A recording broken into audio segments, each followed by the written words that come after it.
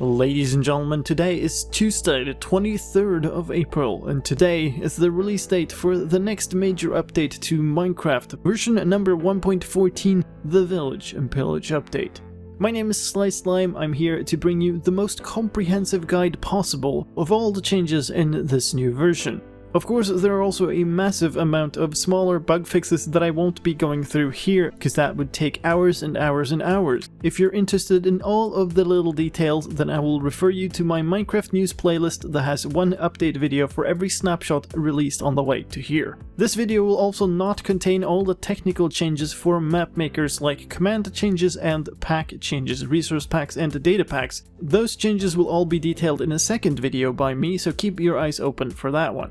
There will be a lot of different contents in this video, and on the theme of Village and Pillage, we'll start with the village changes, continue on to the pillage changes, then we'll get into blocks starting with village blocks, and then on to other blocks and item changes. We'll go through other gameplay changes, then move on to new mobs and mob changes, world generation changes, visual changes, sound changes, advancement changes, a few commands, but not commands used by map makers, but rather commands useful for a player. And then we'll round off with user interface and accessibility changes. Now sadly, YouTube has removed its annotation system, so I can't put links up onto the video for these ones. But if you scroll down to the pinned top comment, then you'll find timestamps for each and every section if you want to skip ahead or skip back. And with that said, without further ado, let's start out with the village changes. Villages are now generated by a completely new system. All of the villages have new layouts and new buildings. These are generated by a system called the Jigsaw system, which gives you a hint to what it does. It takes pieces in the form of structures and pieces them together through connectors, just like a jigsaw puzzle, thus the name. What you're viewing right now are examples of generated villages in this new system. If you want to deep dive on exactly how the system works and all the contents of all of the house types of all of the villages, then I will refer you to the village generation video, and you will find a card on the video that will take you to that if you want to see it. These new villages also include new types of villages. We have plains villages, desert villages, savanna villages, and taiga villages just like before, but there's also a new snowy type of village. Each type of these villages can also be found in a zombie version. Those generally have fewer structures to choose from, but have a similar theme to their looks, but will be degraded with the torches removed and with cobwebs littering the place. Also, of course, the zombie villages are inhabited by zombie villagers. And speaking of villagers, the villagers have been completely revamped as well. Villagers now get a style depending on the biome that they spawn in. This makes villagers look distinct in plains, desert, savanna, taiga and snowy biomes, but there are also villager styles for swamps and jungles. There are no villages in swamps or jungles, but if you do get villagers to breed inside of a swamp or a jungle, then the villagers you get will have swamp or jungle style. The look of a villager is now combined from the biome and with their profession to get a unique look using a new skin system. Another interesting aspect of the looks of these new villagers is that if you look in their belt, you will see a pouch or a stone or something similar. The material of that item will now show which level the villager is. We'll get back to villager XP and levels in just a little bit here. First though, villagers no longer spawn as a profession type. They now spawn as nitwits or as a generic unemployed type of villager, and then get a profession from a worksite block. That worksite is called a point of interest block, and depending on which type they find, they will turn into a different type of villager. Once they've found their worksite, they will remain that type of villager for the rest of their lives. Both nitwits and unemployed villagers cannot be interacted with and have no trades. Some of these point of interest blocks are new, they've been added to the game for this version. We'll go through all of them in detail later in the village blocks section, but for now, let's go through which type of blocks can turn villagers into certain professions. A villager becomes an armorer to work at a blast furnace, a butcher to work at a smoker, a cartographer to work at a cartography table, a cleric to work at a brewing stand, a farmer to work at a composter, a fisherman to work at a barrel, a fletcher to work at a fletching table, a leatherworker to work at a cauldron, a librarian to work at a lectern, a mason to work at a stone cutter, a shepherd to work at a loom, a toolsmith to work at a smithing table, or a weaponsmith to work at a grindstone. Villagers now also have a daily routine that involves their bed, their worksite point of interest block, and the village meeting point, the meeting point represented by a battle block. They can work at their worksite if they are close enough to it. They don't have to be right on top of it, they just have to be within reach.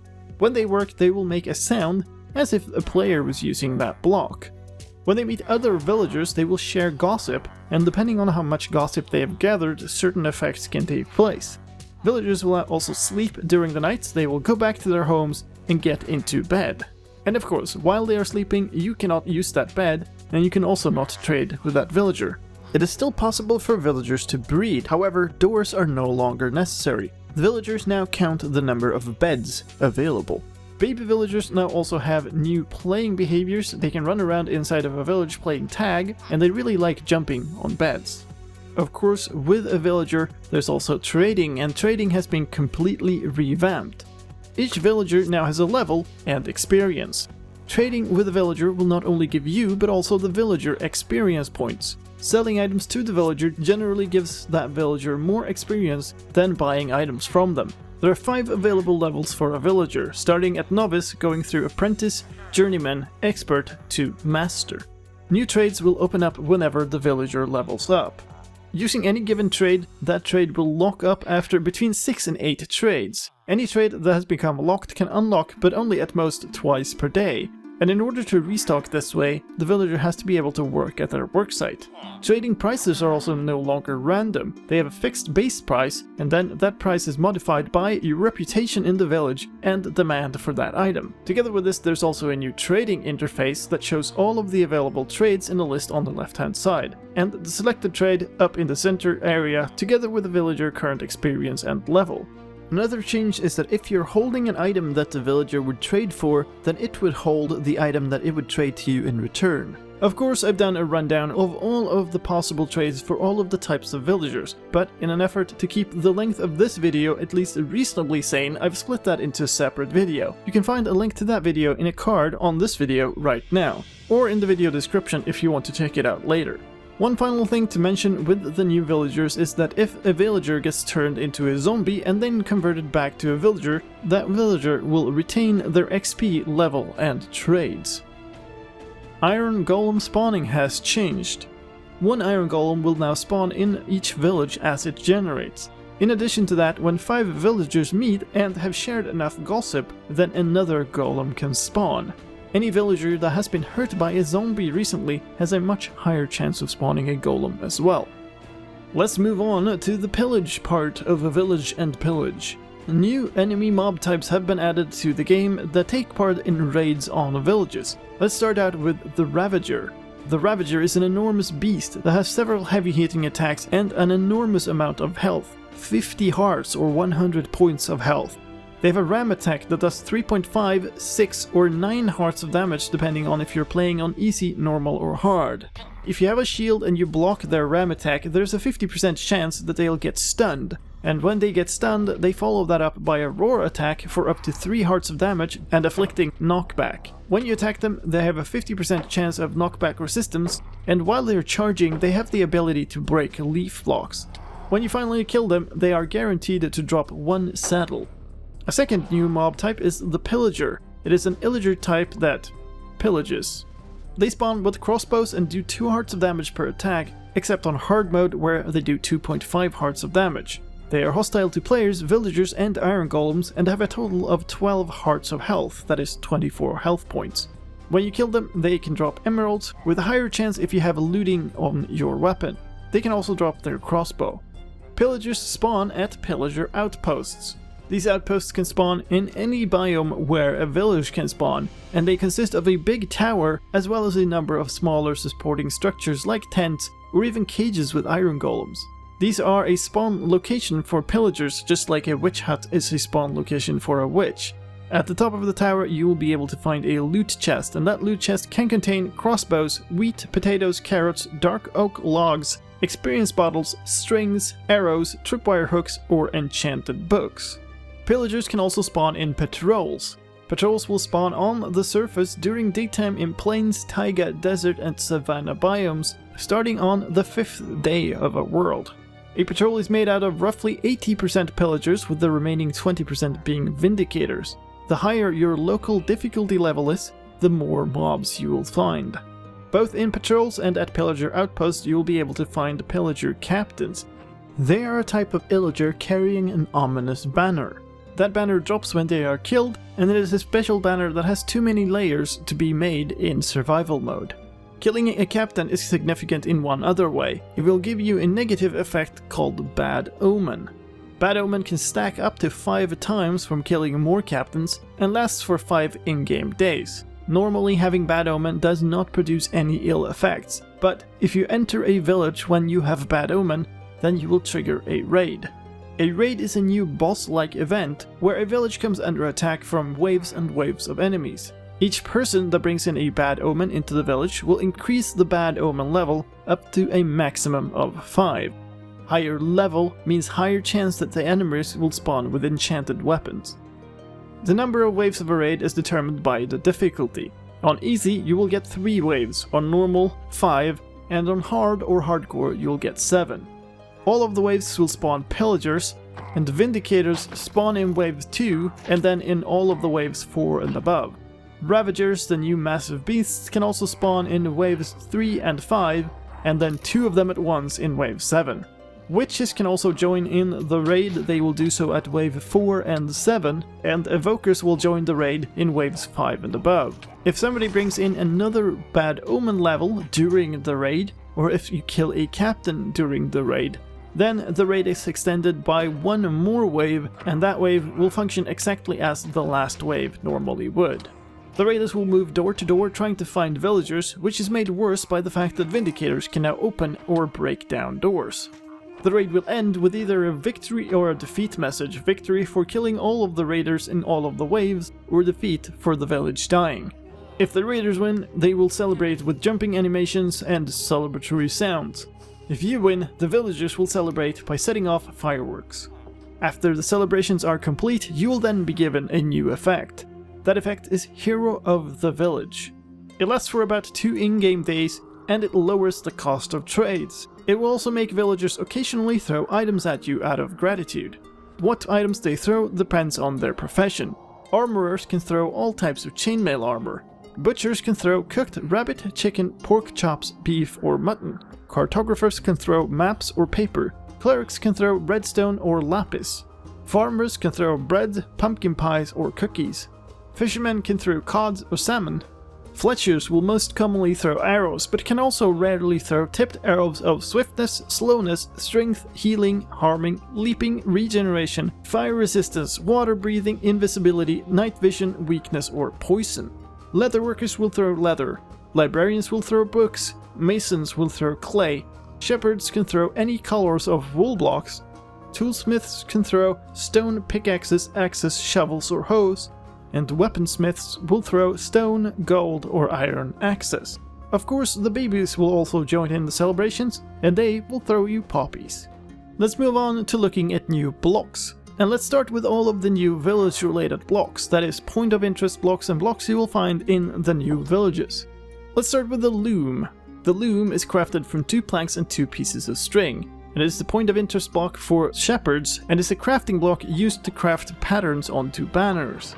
Only 1 dye item is used up for any pattern you put on a banner, and instead of putting rare items onto a banner and having them destroyed, you can now make banner patterns from those items. Those are oxeye daisies, creeper skulls, wither skeleton skulls, and enchanted golden apples.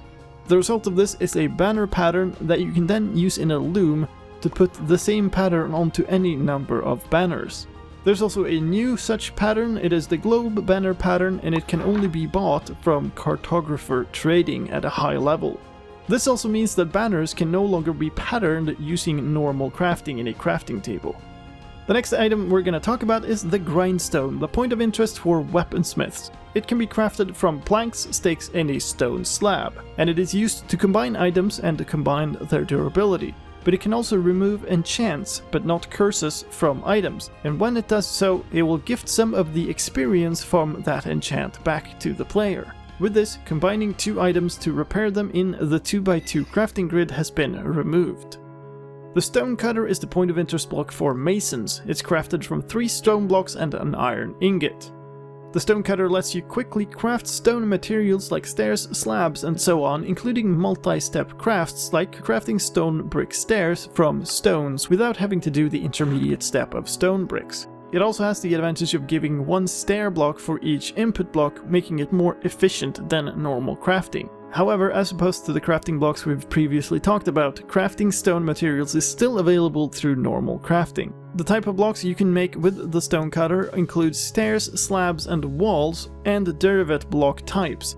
The inputs are cobblestone, all types of stone and polished stone, sandstone, bricks and nether bricks, quartz, all types of prismarine, end stone bricks, and the mossy variants of cobblestone and stone bricks.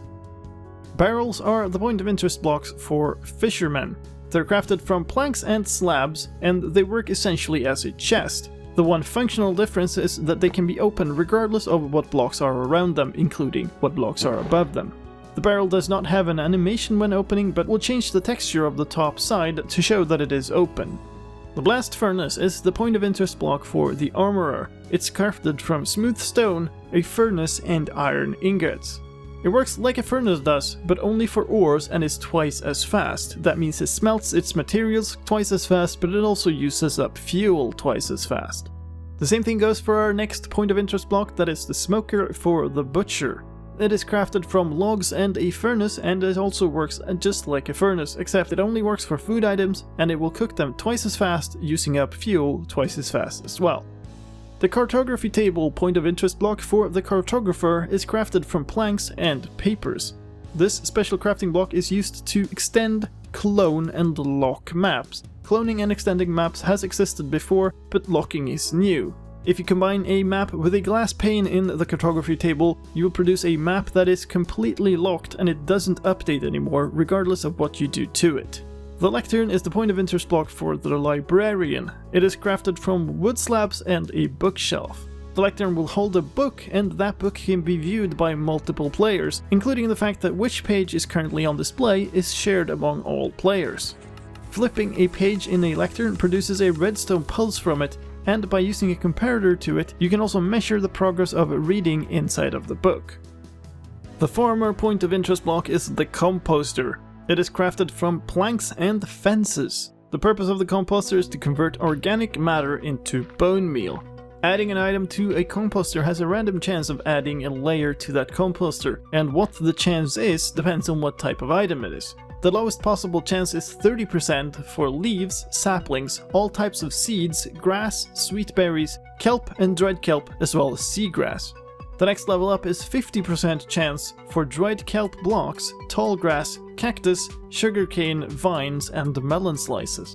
At 65% chance we have wheat, lily pads, sea pickles, melons, pumpkins both in uncarved and carved form, apples, beetroots, carrots, potatoes, but not poisonous potatoes, cocoa beans, both types of mushrooms, mushroom blocks and mushroom stem blocks, as well as all types of flowers and ferns. At 85% chance we find hay blocks, bread, cookies, and baked potatoes, and at 100% chance of adding a layer, cake and pumpkin pie. When the final layer gets added to a composter, it'll take a little while before it converts into bone meal. Composters also work together with hoppers and droppers. A hopper or dropper pointed into the top of the composter will add items into it. A hopper below it will pull the bone meal out when it converts. There are 2 more new point of interest blocks. They are the smithing table that is crafted from planks and ingots used by the toolsmith, and the fletching table crafted from planks and flint used by the fletcher. These 2 blocks have no functionality for the player yet. That functionality will come in the next update. We spoke about the bell block before as well. The bell is generated in villages when the world is generated, and it's also sold at a fairly expensive price by villagers. You can right-click it or shoot it with a projectile to ring the bell, and that will warn all the villagers nearby to run inside a house and hide for a while. It also resonates when there are any type of raider mobs nearby, and the resonation will highlight them for a short while. Another new block that you will find in some of the new types of villages is the campfire block. You can also craft that from logs, coal and sticks and place it to create a fireplace without the risk of fire spreading. It's also a cozy light source and a way to cook food. You can cook up to 4 pieces of food at a time in the fireplace by right-clicking them directly onto the surface. Cooking food this way takes 3 times longer than using a furnace. Whenever a food item has finished cooking, it will pop off the fireplace. The fireplace also creates smoke particles, and these particles stay longer if you place the campfire above a hay block. The smoke pillar from this type of signal smoke will reach approximately 22 blocks up. Standing on top of a fireplace deals half art of repeating fire damage. Of course, you can negate this with a fire resistance potion, but it doesn't burn any items. You could also stop it from burning by extinguishing it by pouring a water bucket on it or by throwing a splash water bottle. Once extinguished, you can then relight it using a flint and steel or a fire charge. There's another light source that you can also find in villages in this version. That's the lantern. The lantern is a light source crafted from iron nuggets and a torch, and it is slightly brighter than a torch. Lanterns can be placed underneath, hanging from, or on the top of, sitting on a block. Those were all the village-related blocks, but not all of the blocks or items by far. Let's get into the other added blocks and items. Starting with bamboo. Bamboo is a crop that grows in jungle or in a new biome called the bamboo jungle. You can also find it by fishing in a jungle, or you can find it in jungle temples and in shipwreck chests. The crop grows to a maximum height of between 12 and 16 blocks, and you can grow them with bone meal, causing them to grow 1 or 2 blocks per application. If you hit it with a sword, you can instantly mine it. You can use it as a smelting fuel, a fairly weak one. You need 4 bamboo to smelt 1 item, or you can craft 2 of them into a single stick. Alternatively, you can also place them into a flower pot for decoration. There's another new item that is crafted from bamboo and a piece of string, that is scaffolding. Scaffolding is, well, a scaffolding building block that can be stacked by placing multiple on the bottom and then climbed like a ladder. They also cling to each other, which means that breaking the bottom scaffolding block breaks the entire stack. If you step inside of them, you can climb up by pressing your jump button or down by pressing your sneak button. There's a limit how far you can build sideways with them as well, and when you place 1 block too far, that block will turn into a gravity affected block and fall. Place enough to create a new pillar and you can then keep building out. There are a number of added types of stone and related materials in this version as well. Smooth stone has been added. That has the texture of stone slabs but is a full block, and as a result the smooth stone slab is now the name for what used to be the stone slab. There are also smooth variants of sandstone and red sandstone and quartz in this version, and you get those by smelting the non-smooth version.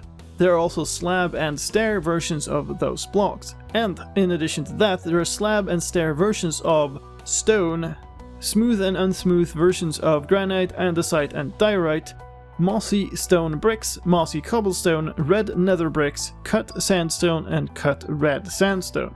In addition to that, this version also adds walls of granite, diorite, andesite, sandstone, red sandstone, bricks, mossy stone bricks, nether bricks, red nether bricks, end stone bricks, and prismarine. Signs have been renamed to oak signs, and I guess you can see what's coming there. The other types of wood now have signs. All of the different types of signs now require that you have all of the same types of planks and a stick to craft them. Text on the sign can now be dyed after you've written it by right-clicking the sign with a piece of dye. Let's move on to some more organic matter. There's a new type of crop in this version called the berry bush. You can find this commonly in taiga hills and taiga mountain biomes, and it is rare but also exists in snowy versions of those same biomes. It's a bush that has 4 growth stages: a sapling, a bush with no berries, some berries, and then full berries. It also has thorns, so it hurts to move through them and it slows your motion. This applies whenever it has passed its sapling growth stage. If you break a bush, it will drop 1 or 2 berries, or 2 or 3 berries when fully grown, and if you have fortune on your tool, they will drop more. However, you do not need to break the bush to get the berries. If the bush is fully grown, then just right-click to get the berries. Bone meal can be used to accelerate the growth, and if you use a bone meal past the last growth stage, then berries will immediately pop off. The berries that we're talking about are another new item. They are called sweet berries, and they are a food item. They restore 1 bar of hunger when eaten, and you can also use them on grass or on dirt to plant a new berry bush. There are 3 new flower types in this version as well. The cornflower, a blue flower that generates in plains and flower forests, and the lily of the valley, a white flower that generates in forests, birch forests, roofed forests, and flower forests. There's also another one that you will not find in the world naturally. It's called the wither rose, a black flower that gets planted whenever a wither kills a mob. Any mob that is close to a wither rose will get a wither effect. Cornflowers, lilies of the valleys, and wither roses craft into blue dye, white dye, and black dye respectively. If you don't recognize these item names, that is because dyes are no longer the same as other items. That means you can now get white dye from bone meal or lilies of the valley, black dye from ink sacs or wither roses, brown dye from cocoa beans, blue dye from lapis or from cornflowers, and all of the other dye types as you used to. The red, yellow, and green dyes have also been renamed. They no longer have special names, they're just called red, yellow, and green dye. Another new food item has been added. It is the suspicious stew. It's basically a mushroom stew with an added flour, and it restores 3 bars of hungers and it will give you a potion effect. The potion effect, suspiciously, is not shown on the item when you hover over it. You can also buy these from villagers and find them in buried treasure chests. The potion effect that you get from eating the stew depends on the flour that was put in when it was crafted. Cornflowers for jump boost, dandelions or blue orchids for saturation, poppies for speed, alliums for fire resistance, azure blue ace for blindness, any type of tulip for weakness, oxide daisies for regeneration, lilies of the valleys for poison, and wither rose, well, they give wither. A new weapon in this version, crossbows have been added. They are crafted from iron, sticks, string, and a tripwire hook. Arrows fired from crossbows have a slightly higher damage than arrows fired from a bow. Crossbows are also used differently. They have a separate loading stage where you hold the use button, right mouse button by default, to load the weapon. Once the projectile has been fully loaded into the crossbow, it's ready to fire, and you can click the use button again to fire. The crossbow is loaded with a projectile from your offhand or with an arrow from your inventory. The possible projectiles are arrows, spectral arrows, tipped arrows, or fireworks. If you hover a crossbow with an item loaded, it will show the projectile it has loaded in the tooltip. Crossbows also have 3 types of unique enchantments. They are multi-shot, causing the crossbow to shoot 3 arrows, 1 straight and 1 slightly angled to the left and 1 to the right. There's only 1 level of multi-shot and it cannot be combined with our next crossbow enchantment, the piercing enchantment. There's piercing level 1 to 4, and each added level of piercing will allow the arrow fired from that crossbow to pass through 1 additional enemy. Of course, if you have piercing, you can also not combine it with multi-shot. The final crossbow enchantment is Quick Charge, levels 1, 2, or 3. Every level of Quick Charge will take away 1/4 of a second of your reload time. Another added item in this version is leather horse armor. It is the only type of horse armor that can be crafted. You craft it from 7 pieces of leather. Works like other horse armors, but it also works like leather armor in that it can be dyed. It can be dyed in many colors, and leatherworking villagers also sell a random color of leather horse armor. Let's move on to gameplay changes. Sneaking now lowers your head position more than it used to. In fact, it lowers you so much that you are now less than 1.5 blocks tall, which lets you fit in under a slab. This is related to another change of how your player model adapts to the available space around you.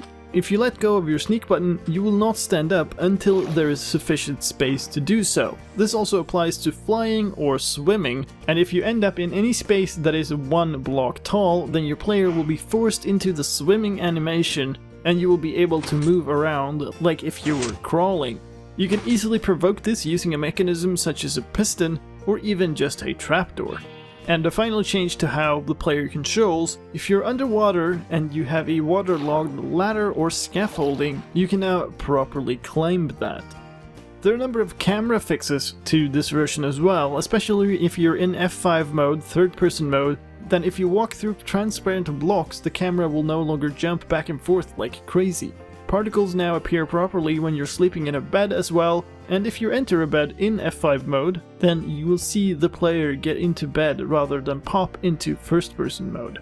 Other gameplay mechanics. TNT and TNT minecart explosions now cause 100% of the blocks that they hit to drop as items. There was previously a random chance that the block would simply get destroyed instead of dropping as an item.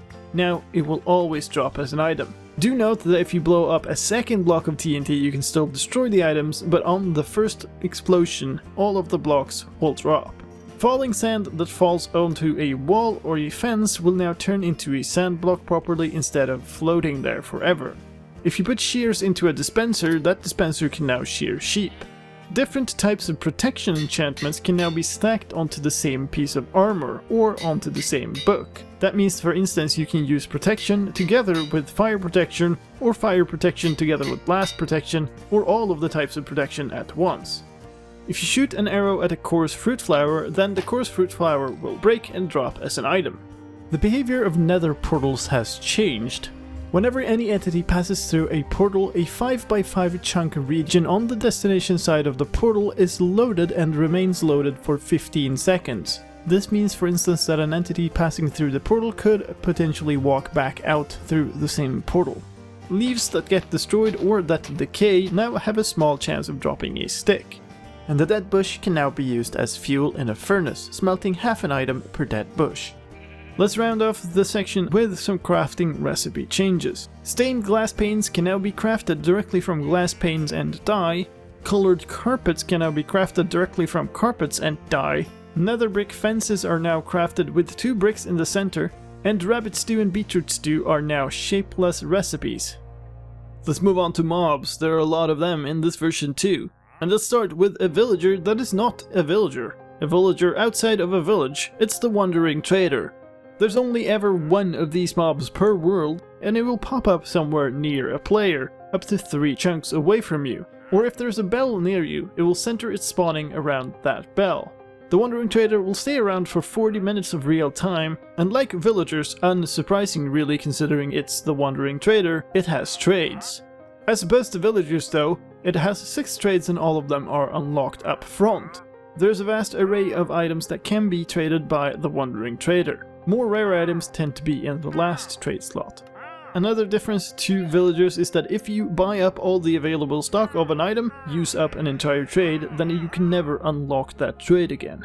As with the new villagers, the price is fixed. Another difference from villagers is that all of the Wandering Trader's trades are sales.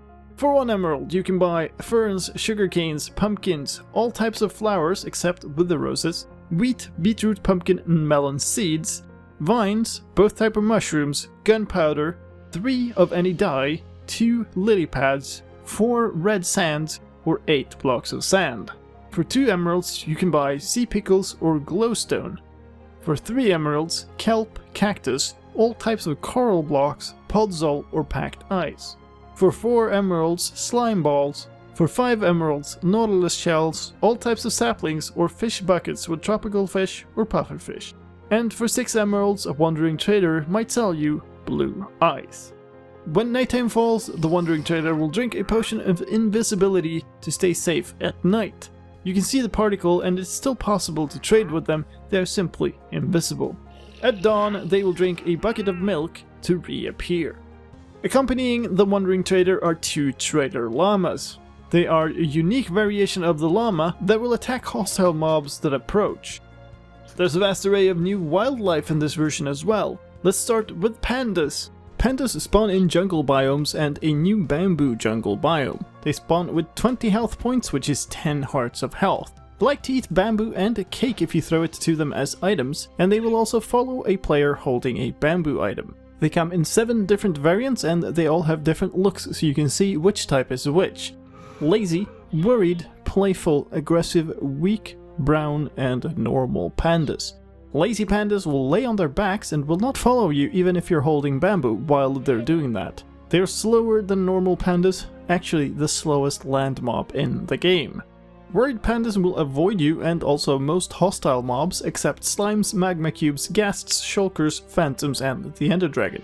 If there's a thunderstorm they will shake and hide their faces, and they don't eat bamboo or cakes on their own. Playful pandas will roll over and jump, a behavior that normally only babies have.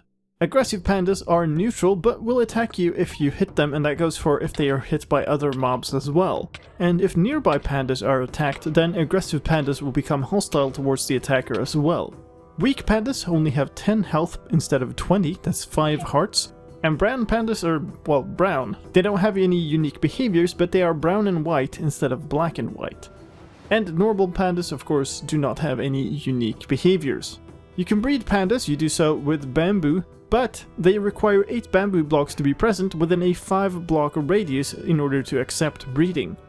There's a special inheritance system for breeding pandas as well. They have 2 genes, one main and a hidden gene, and there's a special system for mixing these where some genes are dominant and some recessive. I will not be going through all of the details of this, but if you want a panda breeding tutorial, then make sure you let me know in the comments. Baby pandas have special behaviors. They like to roll around playfully and lay on their back, and they can also sneeze, and when they do so there's a rare chance that they'll drop a slime ball.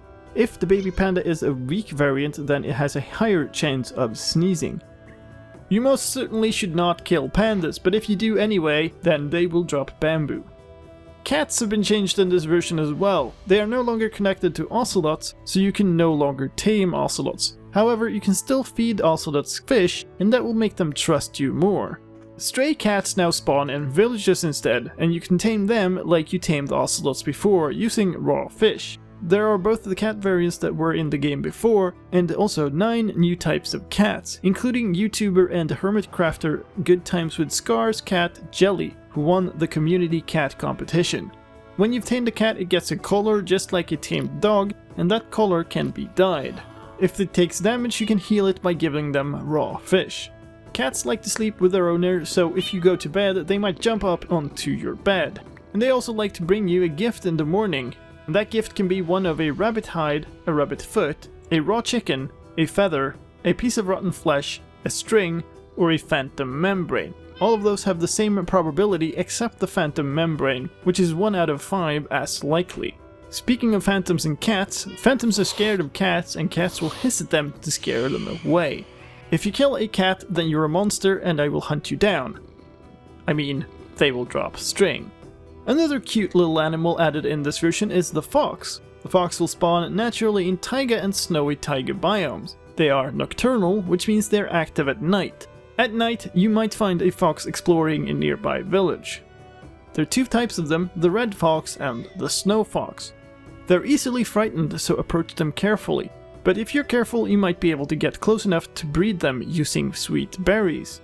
If you do breed them, then the resulting baby fox will trust the player. And the trusting fox will defend you, but it will still eat all of your chickens. Speaking of that, foxes like to hunt for chickens and rabbits, and they can also jump very high, which they use when they hunt to attack prey, and they can use it to jump into your chicken pen. They will sometimes spawn with an item in their mouths, and they can also pick items up off the ground and carry them around. If they find a tasty piece of food, they will exchange the item in their mouth, spit it out, and pick up the food instead. And if they're carrying a piece of food, they will sometimes just sit down and eat that food. Foxes are hunted by wolves and also by polar bears. If you kill a fox, you monster, then it has no drops at all. There's also a new variant of an existing mob in this version. Mushrooms have got a brown version. These are not commonly found in the world, but you can get them in one of 2 ways. One is by breeding lots and lots of mushrooms. Every baby born has a 1 out of 1024 chance of mutating into the opposite type of mushroom. You can also get one hit by a lightning, causing it to immediately flip to the other type of mushroom. Brown mushrooms act the same as red mushrooms in all ways except one.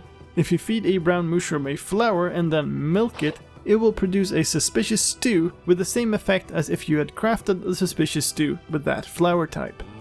Some changes to existing mob types as well. Tamed dogs will now attack mobs that you shoot with a projectile. And any mobs killed by your pets now count as player kills, and that means that they can award rare loot drops. If you're leading mobs around by holding their favorite food items, then they will no longer lose interest as easily. And a couple of changes to enemies. Wither skeletons and zombie pigmen will now walk through lava to chase you. And endermen will now freeze when looked at and only start chasing you once you look away from them. World generation changes. There are actually not that many. Most of them are the new village generation and the pillager outposts, but there are a few more world generation additions and changes. First of all, the bamboo jungle. We've mentioned this several times before. Bamboo jungle and bamboo jungle hills biomes have been added. You can find them where you normally find jungles, and they are virtually the same but with lots and lots of bamboo instead of trees. There are also some world creation changes. The name of a folder created for a world if you already have a folder of that name is now world in parentheses a number instead of world with a number of dashes. And you can now use pillager_outpost as an option for superflat world presets to get pillager outposts into a superflat world. Let's move on to visuals, because this update has the texture update in it. This was a texture pack that has been worked on the side for a while, and it updates the look of most blocks, items, mobs, entities, and effects in the game.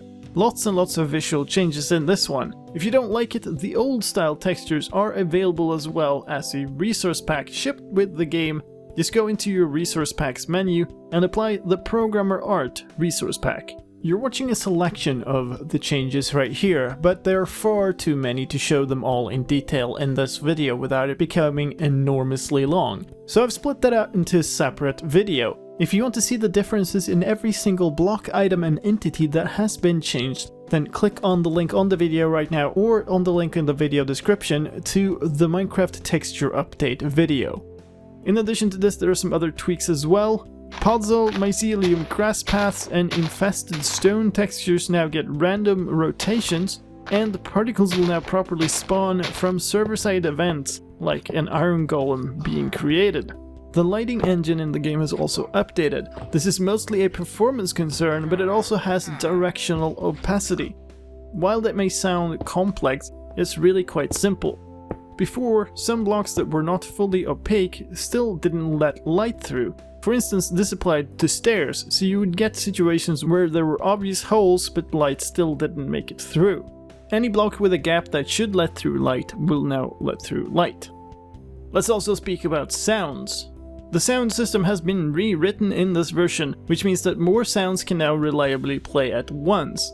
It's hard to really capture exactly what this means for the game, but hopefully if you've had sound problems in previous versions, you should have less of them in this version. There are also a wealth of new sounds related to all of the new features and just some other random ones as well. Let's start with sounds for raiding. It is the Village and Pillage update after all. Raiders will blow a horn when they start attacking.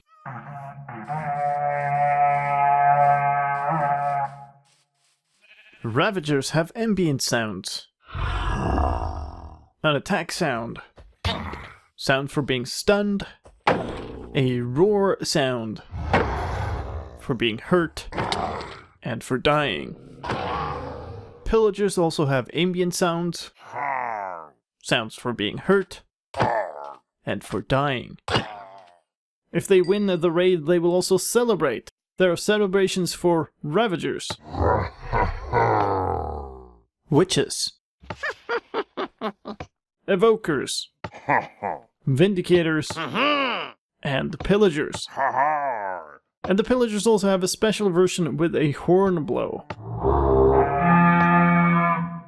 When defending the village, you may ring the bell. That has a new sound, as well as a resonate sound for when there are raiders nearby. Opening a barrel has a sound. Using a grindstone has a sound. Using a stone cutter has a sound. Adding items to the composter. And the composter finishing and taking the items out. Using a cartography table. Adding a pattern to a banner in a loom. A blast furnace being fired. A smoker being fired. having a cozy time at a campfire. Sounds for a cauldron, especially when used by a villager. A villager using a fletching table. A villager using a smithing table. Sounds for placing and breaking a lantern. Sounds for sweet berry bushes being placed or broken. Berries being picked. Or the thorns damaging a player. Sounds for the wandering trader being hurt, dying, accepting a trade, denying a trade. They also have different idle sounds depending on if they are busy trading or not. And sounds for drinking potions and disappearing, and drinking milk and reappearing. There are also sounds for pandas. They also have different idle sounds depending on if they are aggressive, normal, or worried. Sounds for pandas biting. For them eating items. A sound for a panda refusing to breed. A baby panda being about to sneeze and sneezing. As well as, of course, being hurt and dying. Foxes have sounds for defending a player they trust. Screeching sounds. Biting sounds. Sounds for eating. Idle sounds. Sniffing around. Spitting out items. Snoring sounds when they sleep. And of course sounds for them being hurt and dying.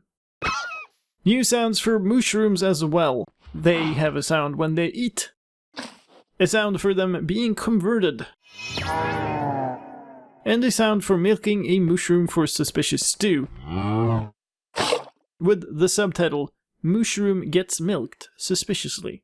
Note blocks can be placed on 6 types of new blocks in this version, creating 6 types of new instrument sounds.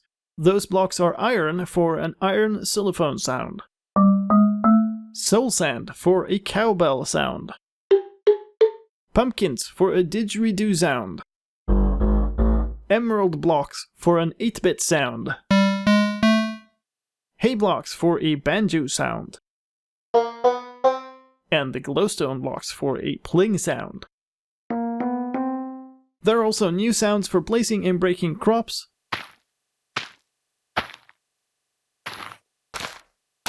And a netherwort. And a sound for flipping the pages in a book. Let's move on and talk about changes to advancements in this version. New advancements. All Betsy for shooting a crossbow, which leads into 3 challenge advancements. Arbalistics for killing 5 unique mobs with 1 crossbow shot. 2 birds, 1 arrow for killing 2 phantoms with 1 piercing arrow.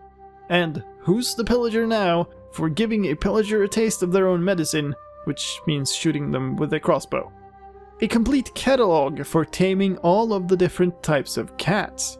A number of existing advancements have also been updated to account for new items or mobs being added to the game. That means a balanced diet now requires suspicious stew and sweet berries to complete. 2x2 also now requires breeding cats, pandas and foxes, and How Did We Get Here now requires getting Bad Omen and Hero of the Village. In addition to this, polar bears have been removed from the Monster Hunter and Monsters Hunted advancements in this version. We're gonna look at 2 commands as well. These are commands meant for users, not for map making or such. First one is /locate, an old command, but that also now supports a new argument, pillager_outpost, to be able to find a pillager outpost. And an entirely new command called team message, spelled team MSG, or in short form /TM. That will send a message to everybody on your team. Maybe not that useful if you're just playing single player or on an SMP world, but if you're playing a minigame or on a competitive server, then you will be able to use /team message to send messages to people on your team to communicate about the game. You can also click the team name in the message to quickly send an answer if you've received a team message. User interface changes in Minecraft 1.14. There's a new book and quill interface that lets you edit text and move the text caret around. That means that you can select, you can copy, paste, and you can use both the arrow keys and the mouse to navigate around. The max book length has also increased to 100 pages. The same kind of editing change has been done to signs. So text on signs can now be edited while you have the interface for them open. That means that you can copy, paste, and select there as well. Couple of changes in the creative inventory. Items now list their tags there if you hover over them. So if you hover over an oak plank, for instance, you will see that it has the planks tag. You can now also search by tag in the search field in the creative menu. To do that, you enter hash and then the name. So for instance, hash planks will show you all the plank types.